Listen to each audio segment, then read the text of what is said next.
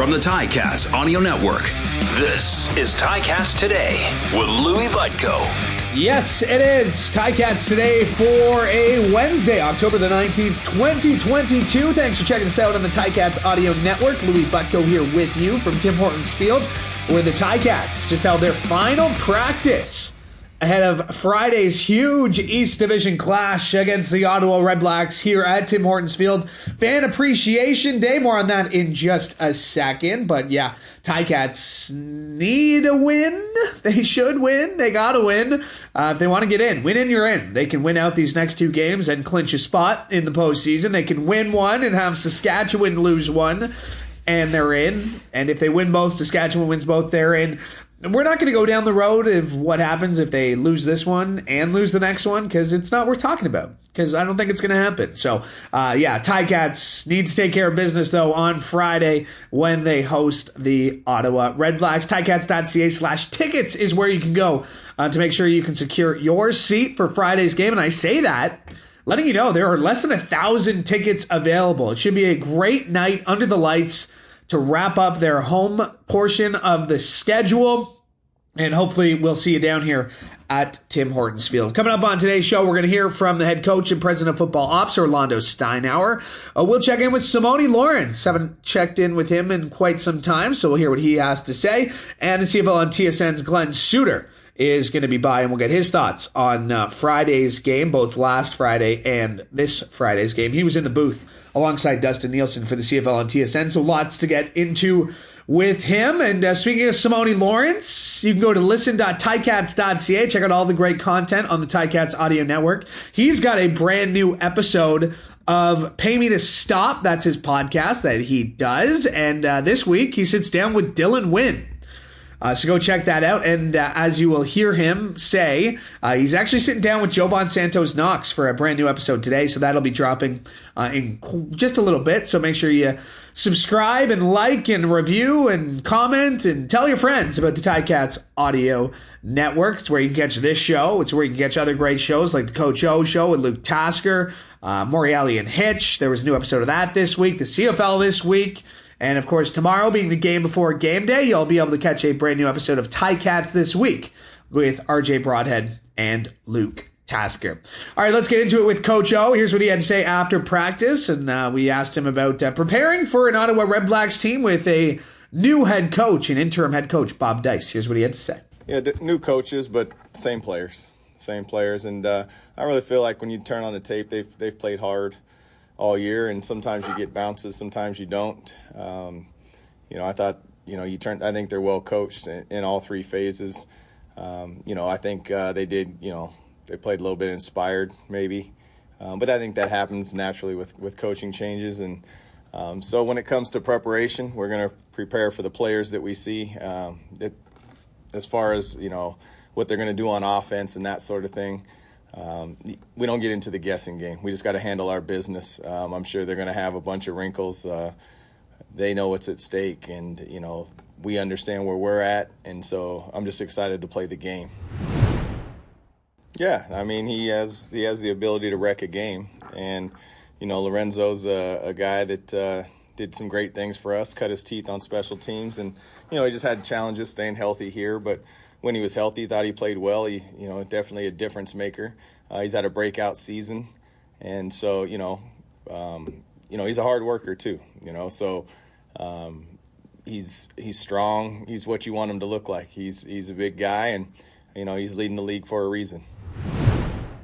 It's obviously a tangible tribute to the community, to the city, and just the pride and tradition of Hamilton Tiger Cat football. So I just think it's a great thing that we've done, and I think everybody's bought in. It's more than just a shirt, and that it's kind of lived. It's a way of life, and I think it's outstanding to pay tribute to it. And I know that the guys are always excited in the locker room with a little bit different gear on.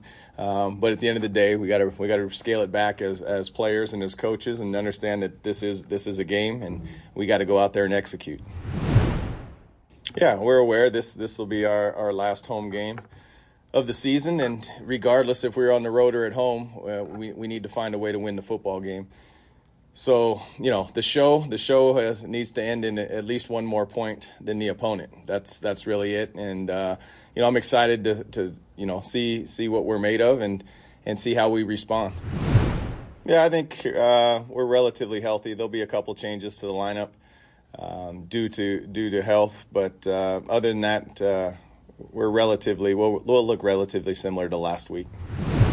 Yeah, I think the advantage with Kay is that he can go both ways, and he definitely knows our O-line play. And we were obviously nicked up last week and didn't know if we were going to need him, but we had the inkling that we actually might. And I thought he went in there and did a great job. And by that, I just mean he held his gap. He understood. He didn't blow assignments. He's definitely not where he needs to be or where we need him to be, but he's working at it. So proud of him. He just shows the type of teammate that he is and willing to do whatever it takes. And it really is a valuable asset to have somebody who can swing both ways for sure on offense and on defense. That is the head coach and president of football ops, Orlando Steinauer, as we caught up with him after practice today. This Friday is the last home game of the regular season, and it's also Fan Appreciation Night. Enter the stadium before 6:30, and you'll have a shot at a 2023 Grey Cup Festival package that includes a pair of tickets to the Grey Cup game at Tim Hortons Field. Ticats and Red Blacks this Friday night. The Maid in the Hammer game returns. Full scrums available at ticats.ca. It's where you can catch the full conversation there with Coach O, who was touching on Kay Okafor there at the end. It's also where you can hear from Simoni Lawrence. And here's what he had to say after practice about being back in the lineup last week. It was amazing being out there with the fellas. Football is one of those things that, that's the only thing that could, ever make me, super mad when they take it away from me when I was a young kid. So just being out was, kind of hard. So got to get out there in Calgary and play with the boys. It was pretty fun. It gives you so much confidence, right? Especially when you feed off of each other like that, because just the transition and the continuity of how we overcame in that game was amazing. It was like a second and first of all, we got the ball and we had bad field position and we needed a 2-and-out, and the defense did a great job of getting a 2-and-out. And then the offense comes out, they're backed up, they drive the ball, score right away. That helped us right out of halftime. And then to go into the back end of the game, we got another stop defense, and then they kicked the ball off to Lawrence. Lawrence gave us the special teams whole coverage unit pretty much, gave us great field position, got on the 50. And as soon as we got on the 50, you look at Dane and he's like, all right, we won type of thing. And then Dane gets out there, throws a pass, completed, getting some yards, and then get that Tim White catch. That was amazing. That double move, I thought he was running a post. And then there was a great clear out by Durant taking the safety away. So that was pretty cool. And then the 2-point play, he went right back to Tim. Tim smoked him. So that was probably one of the best games I've been a part of. That's saying something, man. You've been here a while. Yeah, it was fun. That was a great feeling. It's always great to get wins like that, especially when it's late at night and you got to get on that plane with the fellas and you got some great stuff to talk about. Javon's the ultimate pro. He's been doing a great job, especially playing Mike linebacker. He's done a great job last season, this season, and he's very consistent, and he's going to continue to get better. As far as coming for my stuff, that's what's up. That's the records are meant to be broken, but you know how this go. Javon's actually coming on my podcast today too. Pay me to stop podcast. Okay. On the Ticats Audio Network. They're coming to Hamilton. If you study history, their general manager is Sean Burke, so he's gonna have the guys pretty fired up. He'll probably get them ice cream or something before the game, and they're gonna come in here fired up and ready to play. And they have a coach that they seem to like, and they're gonna be playing hard for him. And they've been playing Montreal pretty heavy. And to answer your question, what I see from them is they just throw the ball up and they try to make plays and stuff like that. I'm assuming Jackson Bennett's going to be playing running back. That should be fun. They got a lot of players that used to be here, so I can't wait. That's going to be a fun game. That's the goal. We're going out there and it's Fan Appreciation Night, and we're excited to go out there and put on a show for our fans. It's a Friday night. under the lights in the brand new jerseys. I love these jerseys actually too. Like these steel jerseys are one of my favorite combinations. So like just to come out there and get a win in them would feel really good for us. Yeah, the jerseys do go good with the 21 Simoni Lawrence hat, but we sold out in like a week, so it's kind of tough to get to. You gotta get it on the secondary. No new releases neither. Always love catching up with Simoni Lawrence as we did after practice today. And as a reminder, full scrums always available at Ticats.ca. And shout out to Jack, the intern, who makes sure you hear what the Ticats have to say to Milty and I's sometimes ridiculous questions that we throw at them every day after practice. All right, no ridiculous questions for this guy. It's the CFL on TSN's Glen Suitor. He had the call on Friday night in that thrilling win over the Calgary Stampeders, and Suits lots to get to, but let's start there. I mean, we heard Sim talk about how fun that game was. Coach said he was going to put it up there with some of his bigger wins in his coaching career. You had the call alongside Dustin Nielsen. You can admit that one was pretty fun on Friday. Well, if it's any indication as to what our playoffs might look like in the Canadian Football League, I'm pretty excited because, back and forth, down to the wire, good teams, plays made on both sides of the ball, offense and defense.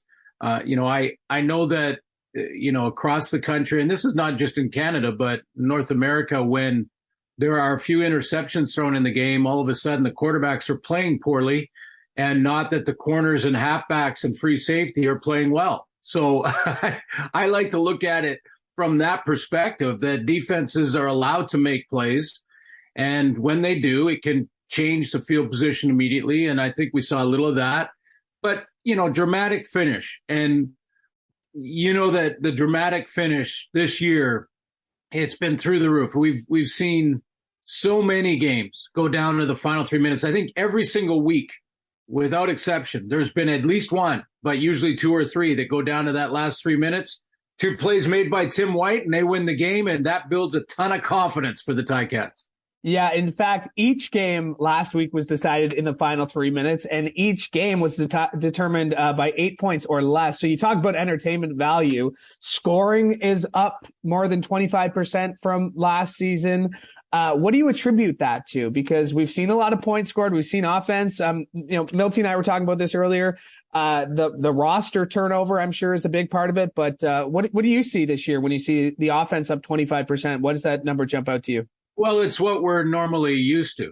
Yeah, it's 25% over a year where we had missed a season and played a shortened season without training camp and without a preseason. And offense, when it's all about timing and rhythm that we always talk about all the time, when you lose those reps in training camp and in a preseason, then you are going to be behind offensively. And it may take a full year to kind of catch up again.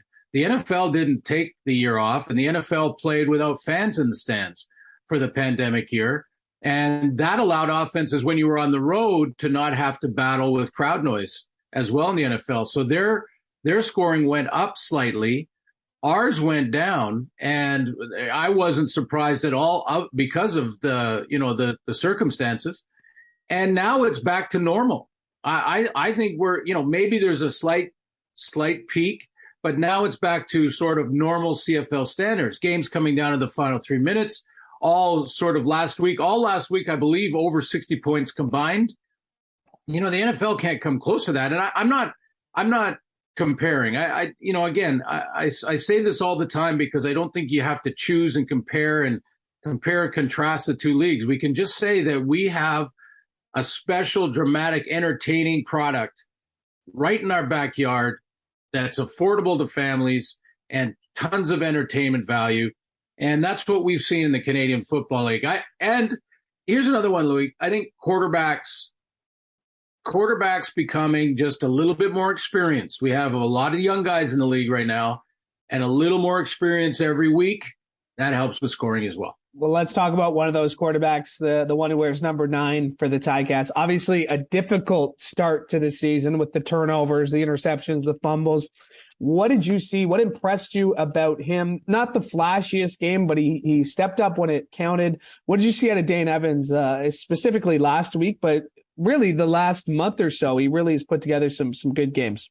Yeah, I was on a Zoom call with Dane just in preparation for that game in Calgary, and I got a sense that there is just this sort of relief and just a level of relaxation, and that he's finally sort of just got out of his own head. And I don't know of a better way to sort of describe that. I mean, sometimes when you squeeze the stick too tightly, you just cannot score to save your life. And no matter how hard you push, it seems to become worse. And that is a spiral mentally that can really be hard to dig yourself out of. And he had a lot going on in his family life. He had a lot going on becoming the leader of that team. And it all kind of just came to a head to him. And through that month of, real sloppy play, uncharacteristic of Dane Evans in all of his experience and time in the Canadian Football League, he just worked his way out of it mentally. And I think he's in a good place mentally right now. I mean, Wes Hills helps, having great receivers like Dunbar and Tim White are really helping to make plays like that. They'll do that collectively and together. But I just see a guy who's kind of said, that was a nightmare. I'm out of it. I'm just going to just play ball like I've done my whole life. And that's what we're seeing. He went back and was slinging it in the last two plays. I mean, Tim White double covered, slings it in there. He makes a play down in the end zone, gets hit. He makes another play. But Dane was just stepping in and letting it rip. And that's what we're used to seeing. There was one shot on the TSN broadcast that stood out to me. I think it was right after Calgary scored. The camera cut right to Dane, who had his helmet on, looked about as focused as he could be. That last drive, calling it, I know Dustin had a lot of fun with it. I'm sure you had a lot of fun with it, with the way the Ticats marched down the field. But that looked like a team, and maybe my bias is showing here, but that didn't look like a 6-10 football team. That looked like a football team that on any given week could go out there and win the game, which it should be scary for the rest of the league right now. Yeah, I agree. I absolutely agree. With the last month and a half, if it was one game for Dane Evans, I would say, well, let's see. There's a couple of games left. They got Ottawa twice. Let's see if we can see that level of consistency again. But we have seen it. We have seen it for a month and a half now. And I think he is back mentally. I think the running game now, the ad of Wes Hills and the fact that, on a 2nd and 3, they're not afraid to try a run play. That keeps defenses honest and really allows a quarterback to use to his advantage play action. Because, if you don't really have a consistent running game, play action does not really matter anymore because the linebackers aren't buying it. But if you can suck them up with play action and Wes Hills is that threat, then in behind that intermediate route sort of area is where Dane can really go to work. So when you compare it against the inconsistencies in Montreal and Toronto, all they have to do is take care of business. They got to do that first because they're still not locked into that final playoff position in the East because there's still a possibility of a crossover. But they have control. They have 2 against Ottawa. They won't be easy, never easy, but they go and take care of business. There is no reason to think that there can't be an upset all the way through the playoffs. Honestly, just look at the quarterback position. Macbeth has been good, but inconsistent. Trevor Harris good, but inconsistent all season long. So we'll see. It'll be fun. Yeah, it should be a lot of fun. Let's talk about a position group that you are very familiar with, and that would be the Ticats secondary. Richard Leonard, 2 interceptions, but really, when you look at that's a murderer's row of players back there, led by Tunde Adeleke at that free safety position. But What do you see when you look at this Ticats secondary? Because if I'm an opposing quarterback, it's a pick your poison type of situation because none of those matchups are very receiver friendly. Yeah, I mean, first of all, I think Tunde Adeleke is probably the all-star, the Canadian. Like he would definitely be my vote right now for the all-star at the free safety position. I think they can do a lot with him. They can move him down into the box, and he can be great against the run and is not afraid to get his nose dirty there, but has tremendous range to the football. Like Ball's in the air, you're free as a free safety. He can run it down, track it down, help his guys out. So that's kind of where it starts at, leadership from the middle and then outwards to the skilled players. And there is nothing but skill and experience in the secondary. And experience doesn't mean you're good at guessing. Experience means you're doing the work, you understand route combinations, and you're ready to, jump plays that you believe you can make. And I think that's what we saw. We saw that in Calgary with the guys just saying, hey, if he's a little behind on this out throw, I'm taking it. And when we saw it again in BC too, I was quite happy to see the defenses score a little bit, in the BC game and in the Hamilton game. Of course you were, Suits. Of course you were. To that point, to knowing where you're going to be, knowing which play is coming. I mean, especially here in Hamilton with the start that they had, there were people calling for coaches' jobs, but I think what we saw there is evidence of good coaching. Coaches coach, players play. It's the execution that makes the difference. Yeah, for sure. And the game management decisions, I think, I questioned one for coach, but that gamble on third down, and not because of the result, but I know he didn't think of it as a gamble where he, in his mindset and where he was, and that's cool. I respect that. But for the most part, Coach Steinauer has been, just solid, absolutely solid in-game decisions. Working with his players, earning the respect. He reminds me a lot of Michael O'Shea. They've met in the Cup a couple of years, and that he builds the right culture. He facilitates the situation so that that the players can build the right culture, and that's, I think, the way he would describe it. So yeah, to think that they needed to make a change there, that it was something I completely disagreed with vehemently. I think, you might see it in Saskatchewan if they don't make the playoffs. There always is some change, but man, I think Coach O is getting it together at the right time. And that's really what matters in Canadian football. Get it together at the right time, get yourself at the dance, and then go ahead and take a run. Well, this team knows the experience. They know what it takes to get to the dance. Now they just want to get over that hump to do it. Likely, going through the West, I do want to get your thoughts on this. Zach Calero signing a big 3-year contract extension to stay with the Winnipeg Blue Bombers. I'm sure you like the term 3 years, a commitment to a quarterback and being able to build around. But while I got you here, Suits, obviously a great story in Zach Caleros, and I don't want to spend too much time on it, but just your thoughts on that contract extension and not just for the Blue Bombers, but maybe for the rest of the league, what it means to see that continuity at a very important spot in the football field. Yeah, it's very important in the big picture way. First of all, he earned it, and he has been the difference maker there. He loves the community. He loves the locker room. He loves the coaching staff and management. It's a great fit. It has been since he arrived, and his record speaks for itself. So the sort of, the simple look at it is that this is a deal that he has earned. But the bigger picture is what you're alluding to, and it's very important that it's a longer term contract. There is guaranteed money in it. So the players can now look at that model and say, like, it's not all going to be quarterback money for every player, but they can look at the model and they can say, hey, there's some guaranteed money in there if I sign a longer term contract. And that goes to roster continuity, which is good for the players, good for the fans, good for the teams to have roster continuity. This whole idea of 1-year contracts was a bad idea for everybody at the beginning. It was bad in the middle, and it's bad now. And they're working away from those 1-year contracts. So this is an indication. This is the blueprint for it. And now other players can look at this and say, hey, I can do a 3-year deal. Obviously, the money won't be the same, but I can do a 3-year deal and get the same sort of structure built in. Before we let you go, final 2 weeks of the regular season. We started this conversation with just by talking about the entertainment value of where the game is right now. What are you most looking forward to these last 2 weeks heading into the playoffs?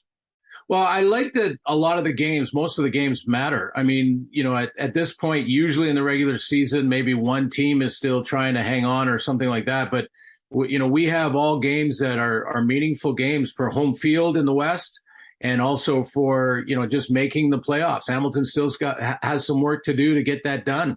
But, when I look at the teams now, if it's Winnipeg and even in Edmonton, one of the storylines is Trey Ford now with Taylor Cornelius out due to injury. We're going to take a good look at Trey Ford against the BC Lions in an important game for them. So the games in the last 2 weeks matter for the most part across the board, especially in the standings and for playoff positioning and to make it. So that's what's most important. It adds to the drama. I fully expect that the world-class players will put on a show in the final 2 weeks. And, man, lock in for the playoffs, my friend, because the matchups are going to be unbelievable no matter who gets in. Yeah, well, we're hoping it's Hamilton and hoping we're booking that road trip to Montreal sooner rather than later. Ticats can do it this week. They'll need a little help from the Stampeders. They'll need to take care of business here as well. And that BC game, I'm sure you got the call of that one. That BC game is a big one because they can clinch home field, right? If they win that. And exactly. that would make that Calgary game a little less interesting. They can clinch home field, and the semifinal will be played in BC Place if they can beat Edmonton. Let's see if Trey Ford can get that first win for Edmonton at home in a long, long time. They're starving for that. And then, Hamilton has to take care of business and get the win, and they do that. They pretty much have that spot locked up. Should be fun. Fall equals football, and it's always a lot of fun. Suits, thank you so much for doing this. Appreciate it. Thanks, Louie. Appreciate it, man. That's the CFL on TSN's Glen Suitor. And my thanks to him for joining me. And he's got a big month coming up in November. Of course, he'll have the call of the Grey Cup. But as part of the Grey Cup Week celebrations, he'll be inducted into the Canadian Football Hall of Fame in the reporters wing. So congratulations to Suits for that, and I'm sure we'll talk to him well before that as well. As we were hanging up there, he had mentioned that he wanted to be back on the show before the playoffs start, so we'll make sure we take him up on that offer. This Friday is the last home game of the regular season, and it's also Fan Appreciation Night. Enter the stadium by 6:30 to win prizes from the Ticats' great partners like Baffin, Pizza, Pioneer, Tim Hortons, Buffalo Wild Wings, Moxie's, Dempster's, and more. Ticats and Red Blacks this Friday night. The Made in the Hammer game returns. That'll do it for us today. We are back tomorrow, same time, same place. I'll have the depth chart in my hand. We'll go through that with you. Hopefully you'll join us then. In the meantime, make sure you check out all the other great shows we have to offer you on all of your favorite podcast catchers, which apparently is what you call things like Spotify or Apple Podcasts. Or you can go to listen.ticats.ca for the latest episodes of all of the great shows we are putting out for you. That'll do it for us. Thanks so much from all of us here at the Ticats Audio Network. I'm Louie Butko. Hoping you have a great day. Ticats Today can be heard every weekday, and we would like to hear from you. Email us at gameday@ticats.ca. Have a question or an opinion? We want to hear it. That's gameday@ticats.ca. Subscribe to the Ticats Audio Network on Spotify or wherever you get your podcasts.